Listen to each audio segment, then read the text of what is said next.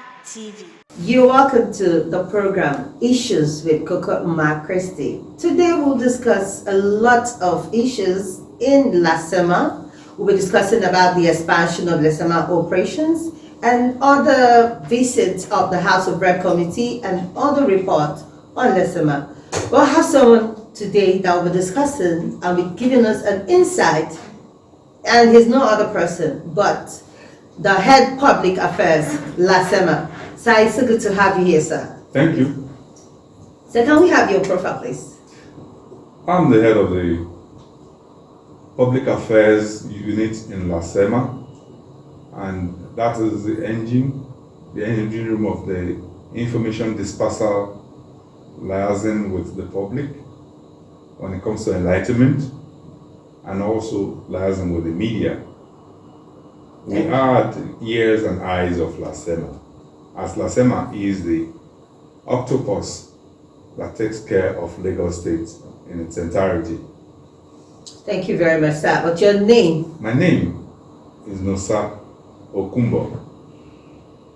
Thank you, sir. So, sir, we'll be discussing more on the activities that happened a few days in Lasema. We'll start with the House of Rep Committee on Disaster and Emergency visited Lasema, and they pledged to support other states and the expansion of Lasema. So what was the outcome of the visit and the reaction to it? I take it that we are talking about the visit of the House of Rep Committee on Emergency and Disaster Preparedness, chaired by Honorable Abdurrahim Olatunji Olawi. And on that entourage, the DG Lasema, Air Vice Marshal Mohammed, was represented by the Director of Planning, Research and Forecasting, Mr. Kayode Fagbedi. And in summation, I can say confidently that the outcome was very, very commendable and heartwarming too, because it takes something great, something big for a big brother to actually see and be inquisitive about what makes the small brother tick. Lagos might be the smallest in terms of land space, but in terms of population density, it has over 10% of the Nigerian populace, and we do have a very high percentage of foreigners within us as well, who have come to Lagos to invest. And looking at emergency, we all know that due to development and the rate at which Lagos is growing, one has to be very, very careful and plan appropriately for emergencies and disasters. And I can tell you with all sense of responsibility that Lasema is up to the task. Thank you. We have to look at the other aspect of Lasema's and NEMA's visitation. Were they really satisfied on their visit to Lasema when they came? A big yes to that question. They were not only satisfied, they commended Lasema, the Lagos State government in its entirety, and Governor Babajide Sanwo-Olu for not only for funding Lasema, for also seeing to the welfare of the agency staff, and Dr. Kelson Itolu, who is the head of Lasema, the Director General, who was the pioneer GM, is somebody that has worked assiduously to ensure that the Lasema staff, Oracle staff or otherwise, are all fully motivated. In improving the disaster response in Lasema, what should be put in place?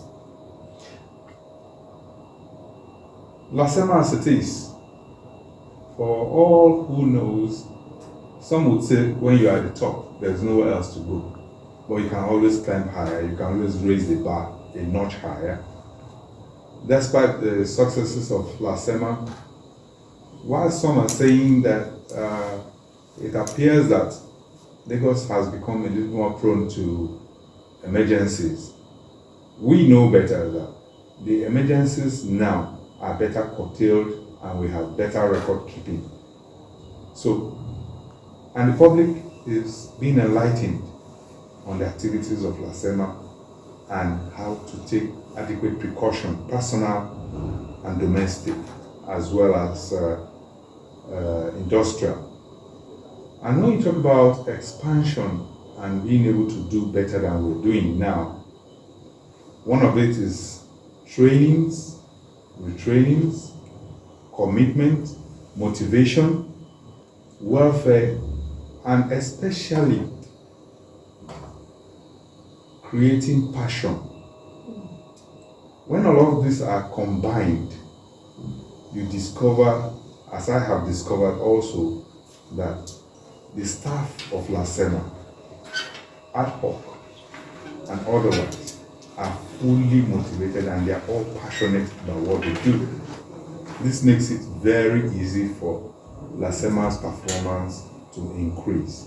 And one of it also is that the far-sightedness of the man at the helm of affairs, Dr. Olufemi Okeosonitolu, he has been able to diversify, create more dispatch centers, so to speak. This was what happened sometime in June last year, as in June 2019, when he returned as Director General to Lasema with this dispensation. He was able to decentralize activities of Lasema along the central districts and create new bases. So Lasema operates from within the 3 districts and has 3 bases, making it easier for it to get to incident scenes faster with shortened response time. And these are some of the things that has placed Lasema where it is today, even a notch higher than it used to be when he was their manager. The disasters. The disasters. So now, in the expansion of Lasema's operations in other states, how effective will be the management, and do you have a capacity development on it? Yes, we do. Depending on the agreement between such states and Lagos State government, Lasema, you can say, is the flagship in emergency management in the nation, perhaps in all of Africa. Looking at the response time from the records, because record keeping, archival materials is one of the strong points of Lasema, as well as research, dispatch of equipment, sophisticated heavy-duty equipment purchased by the present administration under Dr. Mr. Governor, Mr. Babajide Sanwo-Olu. Then the headship. In every organization, the head determines how successful the operations will be. And the level of cooperation between Lagos and such states will determine the level of success, which will start from capacity building, then infrastructure. If it's Lagos State government, Lasema is to play advisory roles. If it's going to go beyond that to capacity building, infrastructure and superstructure, supply of equipment, suggestions as to how the equipment should be deployed, recruitment of staff, upgrading of trainings and knowledge from time to time. If it's not going to be seen as unnecessary incursion, but some very smart states over time has come to Lasema to understudy, to seek advice, just as other state governments have come to see what makes Lagos in its entirety tick. Okay, that's a good one of Lasema. They're doing so much in the operation and the expansion plans. What are the public enlightenment on flooding and its dangerous repercussions to the residents. Though in terms of equipment, we can say confidently that Lasema is very well equipped. It has virtually all equipment each of its stakeholders has. But coming to flooding, we go beyond public enlightenment. We have interministerial cooperations with the Ministry of Works and Infrastructure. We have also arrangements and cooperation with the Ministry of Environment. And prior to the onset of rainfall annually, the Lasema Public Enlightenment commences. Take, for instance, the year 2000 NEMA predictions. Immediately the predictions were made, Lasema swung into action, collaborating with other government agencies. Part of the enlightenment was to make residents understand the reason why they should not discard refuse in their drainages, and through the Lagos State Public Works and the Ministry of Works to discourage people from building on the floodplains and the natural waterways. Then, going beyond that, recommend, where necessary, the repairs of drainages in preparation for oncoming onset of the rainfall, while that of the cooperation with the Ministry of Environment goes to the drainage services. And all of these things came to bear recently from the activities of residents in K2. Yeah, that was about going back to the missing children in K2. Yes. Okay. You know, and immediately that incident occurred, Lasema went beyond search and rescue into activating public enlightenment. And on day 2 of that incident, Lasema commenced swift operation again as early as. What are the public enlightenment on flooding and its dangerous repercussions to residents, especially to the missing children in K2? Well, we are talking about public enlightenment here. Annually, prior to onset of rainfall, Lasema kickstarts its public enlightenment on the dangers of flooding, giving advisory messages of the level of water to be washed out for before relocating to higher grounds by those in flood-prone areas, and going further, deploying its sophisticated equipment and the new Lasema technology. Lasema has a GIS system and a GIS specialist, an expert that goes beyond the predictions of NEMA. The GIS expert in Lasema has pinpointed in every part of Lagos the flood-prone areas, the expected rainfall, even before the NEMA predictions of the year 2020 rainfall. And immediately the NEMA predictions came, Lasema swung into action, collaborating with other ministries, the Ministry of Works and Infrastructure, as well as that of the environment, giving advisory, suggestions, meetings with its other stakeholders when it comes to flooding and flood preparedness. Through the Public Enlightenment Unit, Lasema has been able to dispatch messages to the members of the public, especially on the issue of refuse dispersal in drainages.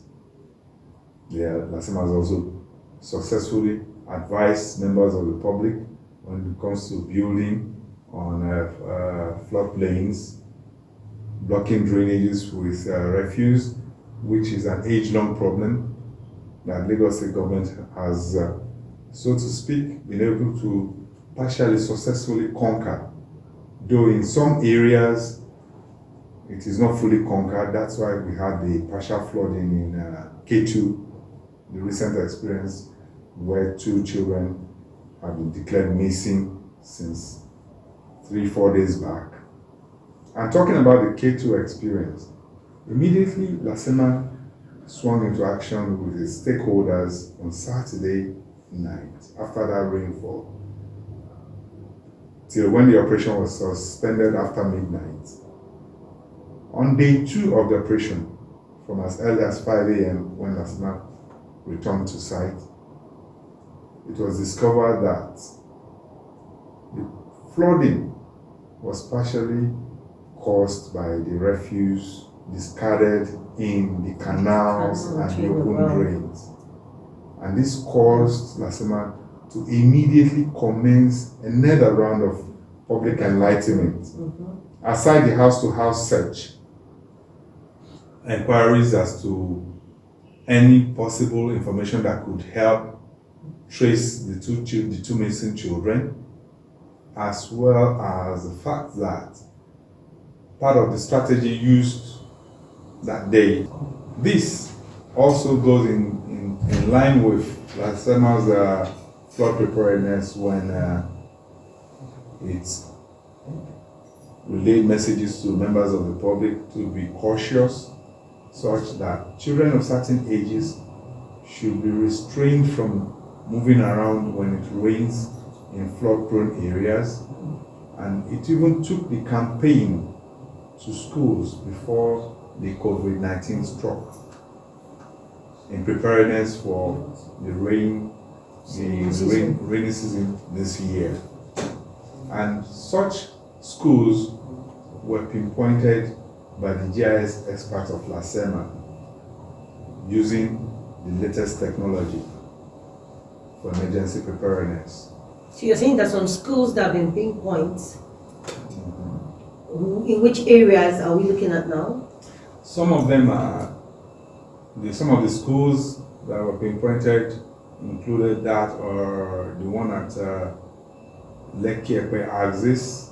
Okay. We had 2 secondary schools there, 1 primary school, then as well as those around Ikoyi. We went to 2 secondary schools there, Dinodu and Ireti Secondary School. Then also 2 schools at Agege under Education District 1, as well as 1 or 2 at Alimosho to educate. This is a very good, very vital information, because flooding has really cost a lot of life. So let's look at the collision of the train and the passenger's bus. What happened in Oshodi? Oshodi, yes, the emergency began at PWD railway crossing, and the disaster occurred at the Oshodi arena, shopping arena, before terminating at the Oshodi under bridge, which the governor visited. Immediately he was available, the Minister of Transport as well as the DG CEO Lasema, Dr. Kelson. To start off point, we can allude that disaster to carelessness on the part of people, especially drivers. We can also allude it to impatience on the part of Lagosians. Lagos is a fast-paced city. Everybody wants to do everything within the shortest possible time. We are all in haste. Lagos is in haste. But despite that, Lasema has always been preaching that emergency disaster management is everybody's business. And one of the biggest precautions anybody can take is to assess the risk attached to our presumed action. If, for instance, that driver of the white bus had been just a little bit patient. And this train doesn't take so much time to pass. Like 10 seconds or within this, even if it's 3, 4, 5 minutes, it's sufficient to save lives and cause disasters in the bud. But unfortunately, most people assume that they can dash across railway lines as railway crossings, especially like somewhere like PWD that does not have the barrier that is dropped when a train approaches the intersection. They forget that the rail itself and the train has an electromagnetic connection that sticks the wheel of the train to the rail. And when any machinery crosses those rails at particular distance to the train, it will automatically get stuck because the engine will stall. And when the engine stalls, definitely the train will meet such objects at the spot, which was what happened at PWD.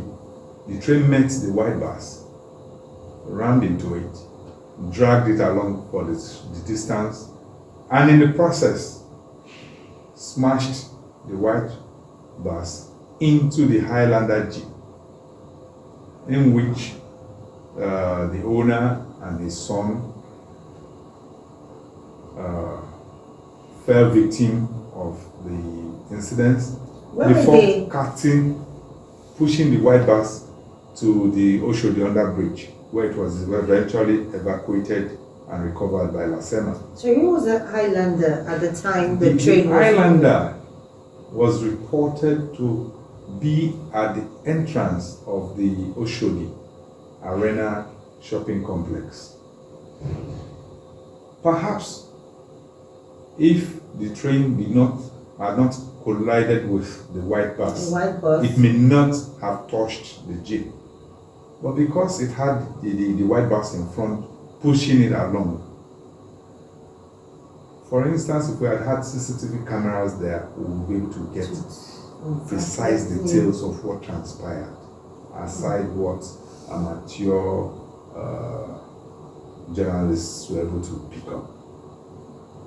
But nonetheless, the fact of the matter remains that the train collided with the white bus at PWD, dragged it all the way to Oshodi Arena, and smashed the Highlander there, then kept dragging the white bus. What about the passengers inside that? Were there still passengers in the Highlander? The Highlander had 2 occupants, and one of them died immediately at the incident site, while the other one was taken to the nearest hospital across the road. Then the whole thing terminated under the Oshodi Bridge when the train finally came to a stop. So the Lasema recovery commenced from under bridge Oshodi, removing and recovering the white bus first, then retracing the steps to the Arena railway crossing, where the Highlander was also recovered. I think Lasema should do more of enlightenment in that aspect too for the train, because a lot of people take that for granted. So what message can you give to people right now, the kind of advice they should do whenever they see a train moving? What should they do? The pedestrian, the cars, the buses, what should they take into thought? One of the vital people who are most at risk, but they are the least knowledgeable, those are the motorcyclists. Okay. They believe they can dash across. So fast. They believe they're very fast. They're very fast and they're very small, or rather slim, that they can dash across anything and anywhere. But the message is this: everybody in Lagos, even if we're going to use earpieces, should have only one in one ear, so that you'll be alert.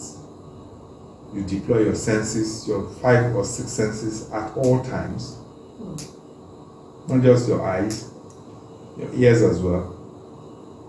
You have developed a 6th sense to danger, because sometimes some of these things, despite what government has provided, still, due to carelessness, inadequate preparedness, people risk their lives unnecessarily. Impatience is a major factor. And then we have this belief that we are invincible. No matter how much we think we are, the fact remains that when a train approaches, even pedestrians should not try to cross. Not to talk of machineries whose engines will get stalled due to electromagnetic waves. These are simple precautions. Then, negotiations, we should learn to assess the risks when we're about to take any action. The NEMA keeps doing its bit.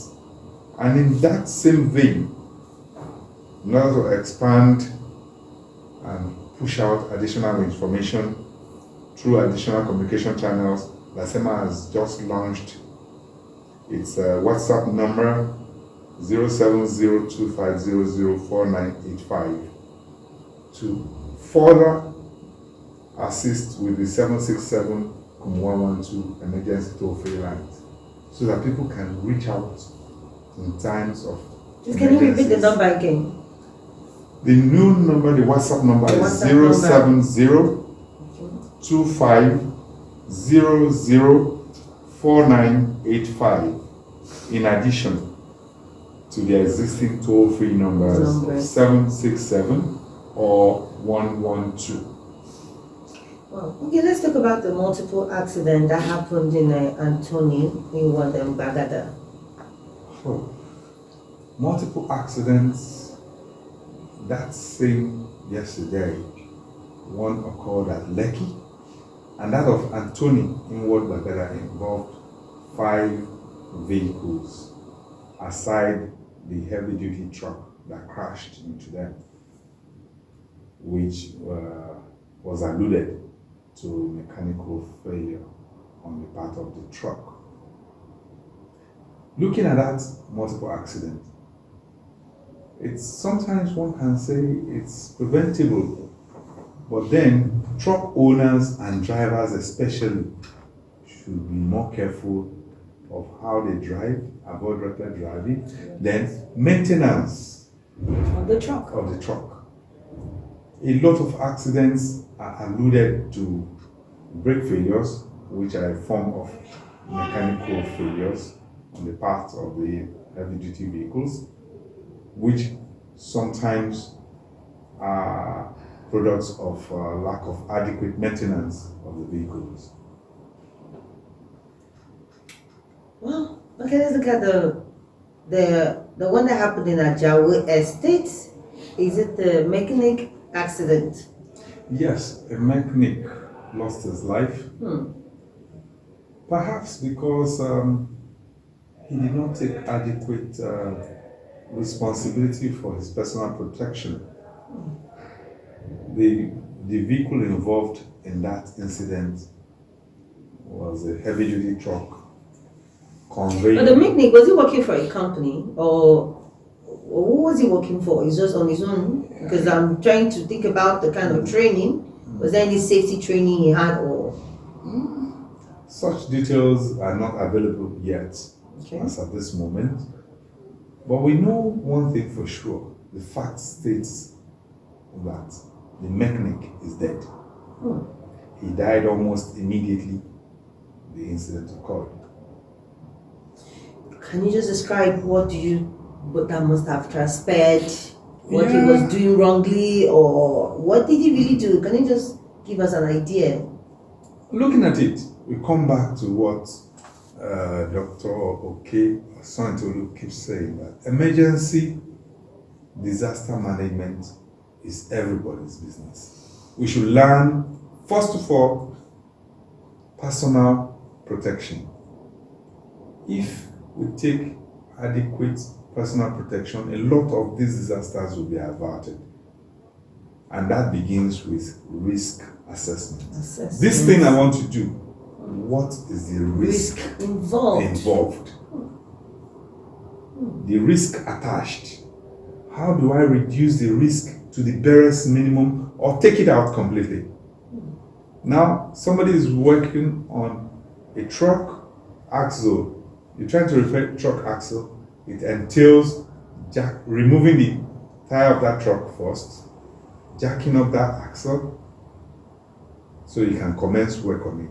And this same truck has on its flat body, two 20-feet containers loaded to capacity, extremely heavy weight.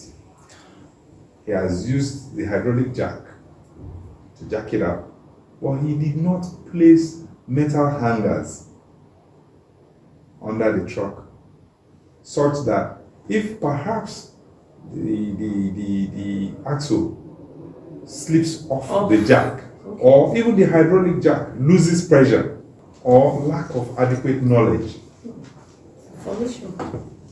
on what to do in such circumstances, led to the death of that mechanic yesterday. Because when investigation was conducted by the Lasema response team, it was discovered that the truck axle slipped from the hydraulic jack and smashed into the mechanic, who died almost immediately. What a loss. So painful. But let's look at the NEMA walk-in visit and facility tour. How was it received by Lasema? How did you perceive it? It was a welcome development, because when the NEMA entourage arrived here today, led by their Director Rescue, Air Commodore E.K. Adedoku, he was elated at what he saw, because the Director General of Lasema and other management staff took them round. They went to the center downstairs. They visited the emergency operation room as well. And they also visited the Kappa base hub of Lasema heavy-duty equipment. And when the Commodore spoke, he was excited. He said he was surprised at the level of Lasema's preparedness for emergencies, which is also alluded to the fact that that was one of the biggest factors responsible for Lasema's effectiveness. In fact, I am proud to say that Dr. Olufemi Okeasontolu was given an award of commendation by the National Emergency Management Agency today.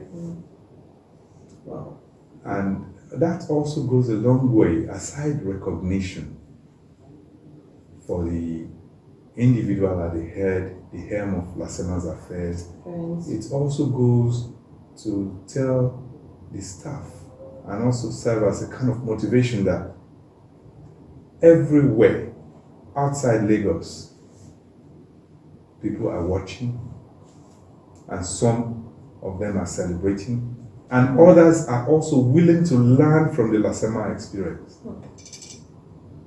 That definitely there's something happening in Lagos that is making Lagos tick. And so many things are happening that is making Lasema the success story that it is in Nigeria. Thank you. We really appreciate what you just said about the DJ of Lasema. But let's go finally on this. What is your advice to people in time of disaster, and how do you prevent these events from occurring? This is your last stake for you people. My take is this. Prevention of disaster in times of emergencies, the first thing we should do, aside the risk assessment to the individual or group of people concerned, you have to be calm and be clear-headed so that you can take necessary and adequate decisions don't rush into things you don't know. As we always tell them at emergency incident sites, we know that everybody wants to assist, but in the process, due to lack of knowledge, some people do more damage than good, which is the reason why the security agencies and Lasema's collaborators and other stakeholders do what we do, cordon off the incident area. And when it comes down to brass tacks, the advice is that if you cannot do more than what you know, try as much as possible to do what pilots do in times of crisis, bail out as early as possible. But as much as possible in times of crisis, be calm, be cool, reason clearly before taking any decision. Thank you very much. Just so nice talking to you, Nosa Okumbo, Head Public Affairs, Lasema. So we'll still be having more of you again in this program. Thank you very much.